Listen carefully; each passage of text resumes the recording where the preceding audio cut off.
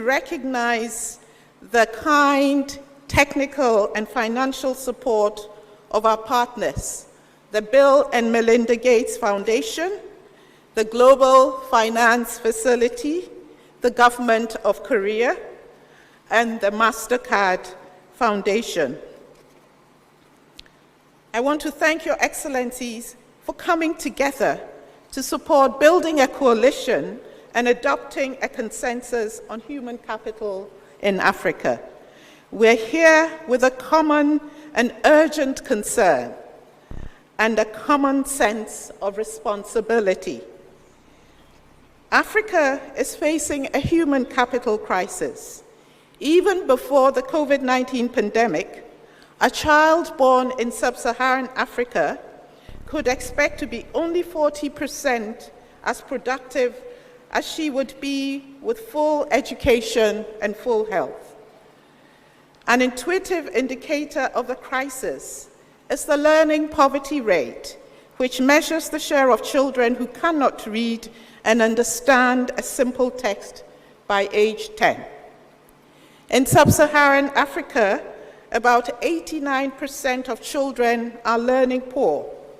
This means that almost 9 out of 10 children are not acquiring the foundational literacy required for further learning.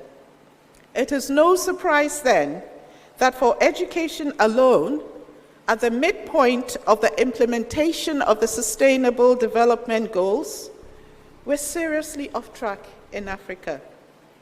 Some indicators, such as primary school completion, which has increased from 46% in 2000 to nearly 64% in 2021, and youth literacy, which stands at nearly 78% as of 2021, have the potential for recovery.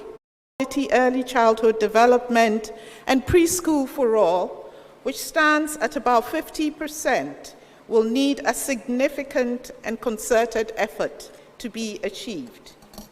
This summit is an important opportunity to come together to discuss what we can do to improve human capital outcomes and achieve results at scale.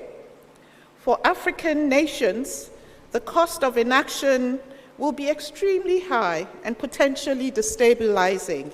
Without navigating this human capital crisis successfully, African societies and economies risk being trapped in a detrimental cycle of stagnant growth, soaring poverty rates, and increasing inequality.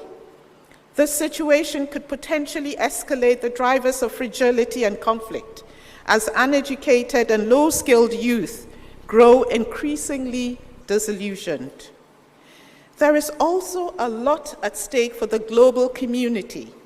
By 2050, Africa will represent almost 40% of the children 0 to 14 years and a quarter of the working age population in the world. Improvements in Africa mean improvements for the world.